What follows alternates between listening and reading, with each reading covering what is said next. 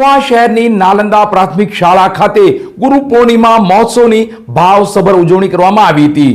સરસ્વતી માતાનું પૂજન સહિતના વિવિધ કાર્યક્રમોના આયોજન કરવામાં આવ્યા હતા, જેમાં ખાસ ટ્રસ્ટી મંડળ શ્રી અને શાળા પરિવારના તમામ સભ્યો, વિદ્યાર્થીઓ અને વાલીગણ બહોળી સંખ્યામાં ઉપસ્થિત રહ્યા હતા. મહુવા શહેરની નાલંદા પ્રાથમિક શાળા ખાતે ગુરુ પૂર્ણિમા મહોત્સવની ભાવસભર ઉજવણી કરવામાં આવી હતી, જેમાં ટ્રસ્ટીશ્રીઓ, શાળા પરિવારના તમામ સભ્યો અને વિદ્યાર્થીઓ અને વાલીગણ બહોળી સંખ્યામાં ઉપસ્થિત રહ્યા હતા. ગુરુબિન યોગ્ય રાહ નહીં, ગુરુબિન જ્ઞાન નહીં, આવા શુભ ભાવ સાથે સમગ્ર ગુજરાતભરમાં ગુરુ પૂર્ણિમા મહોત્સવની ભવ્ય ઉજવણી થઈ હતી. ત્યારે મહુવા શહેરની નાલંદા પ્રાથમિક શાળા ખાતે પણ શાળા પરિવાર દ્વારા ગુરુ પૂર્ણિમા મહોત્સવની ભવ્ય ઉજવણી કરવામાં આવી હતી. ગુરુ પૂર્ણિમા મહોત્સવ અંતર્ગત સૌપ્રથમ શાળા ખાતે સરસ્વતી માનું પૂજન કરવામાં આવ્યું હતું. બાદ શાળાના તમામ વિદ્યાર્થીઓ દ્વારા પોતાના ગુરુ એટલે કે શિક્ષકોને પુષ્પગુચ્છ અર્પણ કરી આશીર્વાદ મેળવ્યા હતા. તો સાથે વિદ્યાર્થીઓએ ગુરુ પૂર્ણિમા મહોત્સવને લઈ ગુરુ કેવા હોવા જોઈએ, ગુરુ પાસેથી શું શીખ મેળવવી જોઈએ તેવું વક્તવ્ય આપ્યું હતું. તો શાળાના શિક્ષકગણ દ્વારા પણ ગુરુ પૂર્ણિમા મહોત્સવને લઈ ભાવસભર ગુરુ અને શિષ્યનો સંગાથ કેવો હોવો જોઈએ તે અંગે વિદ્યાર્થીઓને સમજ આપી હતી.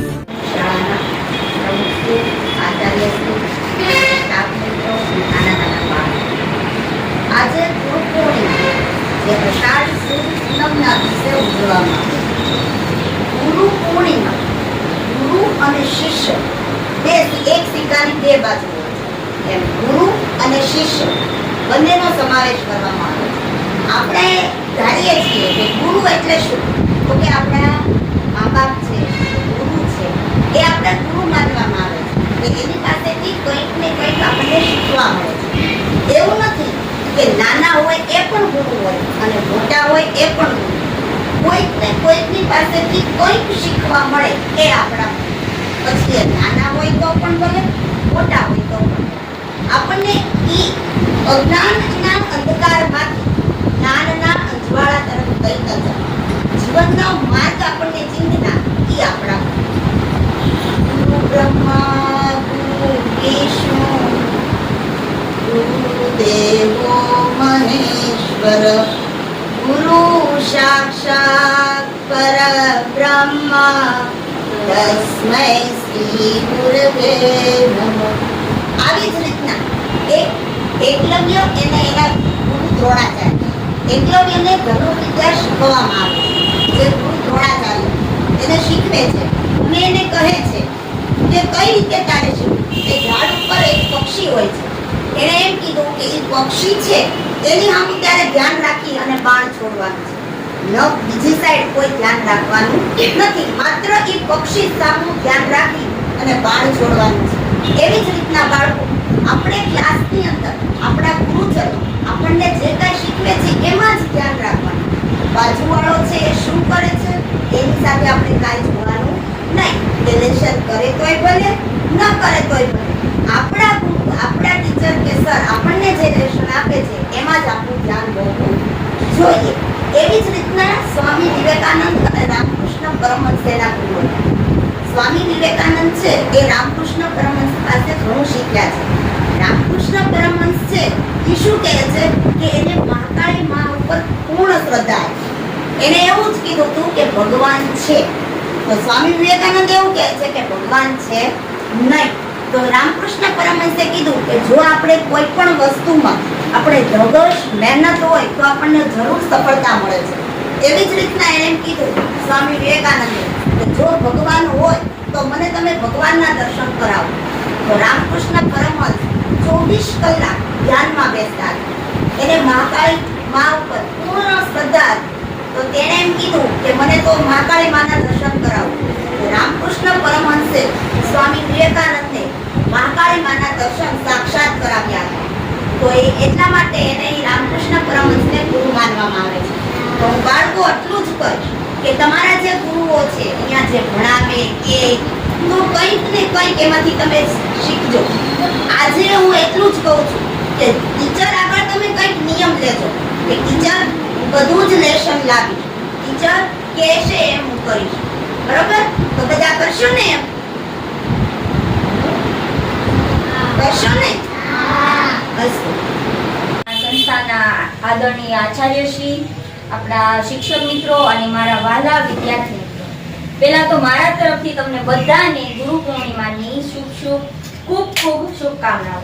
હવે તમને ખબર છે ગુરુ પૂર્ણિમા આપણે શા માટે ઉજવીએ છીએ? જો આજે આપણા ભારતીય સંસ્કૃતિમાં આજે અષાઢી પૂનમ એટલે કે ગુરુ પૂર્ણિમા, તેને આપણા ભારતીય સંસ્કૃતિમાં ખૂબ જ પવિત્ર માનવામાં આવે છે. આજે આપણા જે ભારતીય સંસ્કૃતિમાં એટલે કે એક મહાન ઋષિ થઈ ગયા જેનું નામ છે મહર્ષિ વેદવ્યાસજી. તેમનો જન્મદિવસ છે આજે. આજે તેમનો જન્મ થયો હતો. હવે એ ઋષિ છે ને એ આપણા જે 4 ગ્રંથો છે, કોઈને ખબર છે કયા કયા ગ્રંથો છે? ઋગ્વેદ, યજુર્વેદ, સામવેદ અને અથર્વવેદ.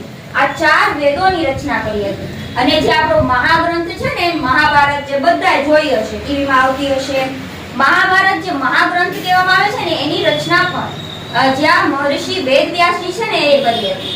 અને એ ઉપરાંત 18 પુરાણો એની રચના પણ મહર્ષિ વેદવ્યાસજીએ કરી હતી. અને આજે તેમનો જન્મદિવસ છે. હવે આપણા ભારતીય સંસ્કૃતિમાં છે ને એવા કેટલા ગુરુ અને શિષ્ય વિશેની વાર્તાઓ પણ જોવા મળે છે. મને ખબર છે તમને બધાને વાર્તા સાંભળી ગમે છે ને, તો આજે હું તમને એના વિશે વાર્તા કહીશ. બરોબર? જો એક ઋષિ હતા, એનું નામ હતું ઋષિ ધામ્ય અને એનો શિષ્ય હતો આરુણી.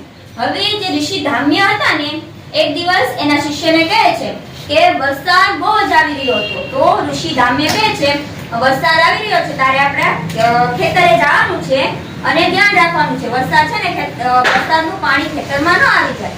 એટલે જે આરુણી છે ને શિષ્ય હોય છે ગુરુનો, એ ખેતરે જાય છે, એ બધું ટ્રાય કરે છે, પાણીને રોકવાનો પ્રયત્ન કરે છે, પણ પાણી રહેતું નથી. માટી રાખે છે, માટી બધી વસ્તુ રાખે છે, પણ પાણી તો બંધ થતું જ નથી. પછી શું કરે છે કે ખેતરમાં પાણી ન આવી જાય એટલે તે જમીન પર આડો સૂઈ જાય છે અને પાણીને રોકી નાખે છે.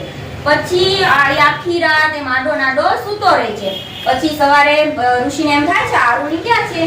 તો એ બધા શિષ્યોને લઈ અને ખેતરમાં જાય છે. તો આરુણી તો પાણીને રોકીને આડો સૂતો હોય છે.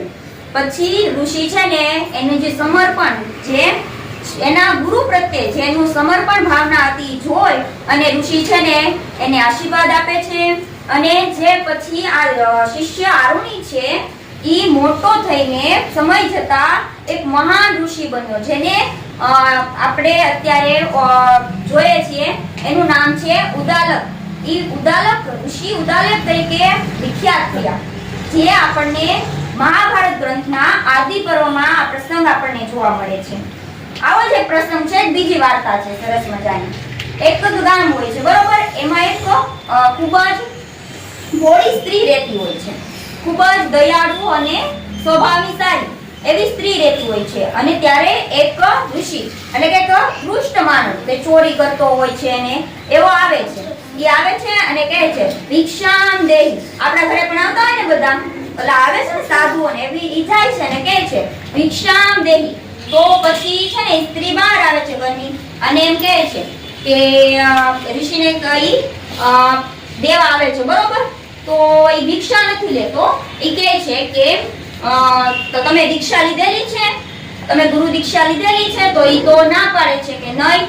તો ઈ જે માણસ હોય ને ઈ કહે છે તો હું તમારી પાસેથી દીક્ષા લઈ શકું નહીં. જો તમે દીક્ષા લીધી હોય ને તો જ લઈ શકું. હવે આ સ્ત્રી તો બહુ ભોળી હોય એટલે કહે છે તો તમે જ મારા ગુરુ બની જાઓ ને, તમે જ મને દીક્ષા આપો ને. તો ઈ કહે છે માણસ કે તો તું છે ને કાલે બધું તારી સંપત્તિ હોય, કિંમતી વસ્તુ હોય, અને જે કિંમતી વસ્તુ હોય ને એને લઈને તું જંગલમાં આવજે.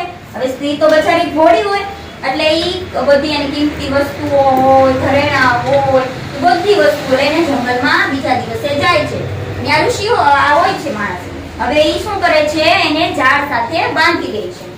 હવે ઝાડ સાથે એને બાંધી દે ને પછી બધી કિંમતી વસ્તુ હોય ને ઘરેણા એ બધું લઈને વયો જાય. અને એને તો બાંધી દીધી હોય. 2 દિવસ થઈ ગયા. એટલે ભગવાન આ છે ને સ્ત્રી ઈ ભગવાનની બહુ મોટી ભક્ત હોય, એટલે ભગવાન કહે છે કે મારી આ ભક્ત 2 દિવસથી કેમ નથી આવતી મારી પૂજા કરવા.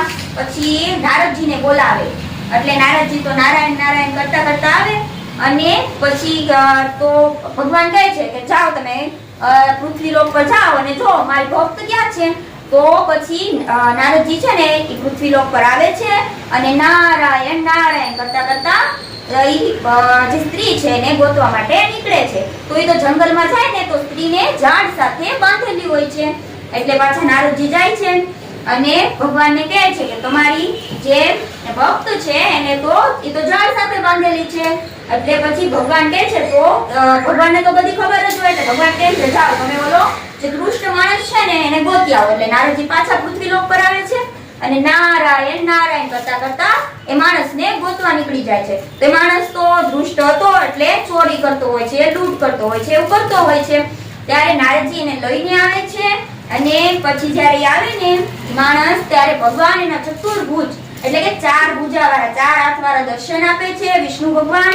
અને ત્યારે ઓલી સ્ત્રી જોવે છે, એટલે સ્ત્રીને શું લાગે છે, સ્ત્રી તો ભોળી હતી, ઈને એમ લાગે છે કે મારા ગુરુના કારણે જ મને ભગવાનના દર્શન થયા. એ માણસ જે માણસ હતો ને એને ખરાબ નથી માનતી, એ એમ ગુરુની આદર અને સમર્પણ ભાવના દર્શાવે છે અને કહે છે મારા ગુરુના કારણે જ મને ભગવાનના દર્શન થયા.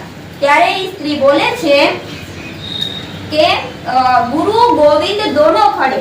ગુરુ એટલે જે ઓલો માણસ હતો ને એને એ ગુરુ માને છે અને ગોવિંદ એટલે જે આપણા વિષ્ણુ ભગવાન હોય છે ને જે દર્શન આપ્યા હતા ભગવાન ઊભા હોય છે, એક બાજુ એની સામે માણસ ઊભો હોય છે. તો સ્ત્રી બોલે છે ગુરુ ગોવિંદ દોનો ખડે મેં કિસકો લાગુ પાય. એટલે કે ગુરુ ઊભા હોય છે અને ભગવાન ઊભા છે, તો એ કોને પહેલા પગે લાગે એમ ઈ બોલે છે. ત્યારે એમ કહે છે ગુરુ ગોવિંદ દોનો ખડે મેં કિસકો લાગુ પાય, ગુરુ ને ગોવિંદ દિખાય મેં ગુરુ કો લાગુ પાય. એટલે ગુરુ છે એના કારણે જ એને ભગવાન જોવા મળ્યા. તો એ સ્ત્રી કહે છે કે ગુરુ ગોવિંદ દોનો ખડે મેં કિસકો લાગુ પાય, ગુરુ ને ગોવિંદ દિખાય મેં ગુરુ કો લાગુ પાય.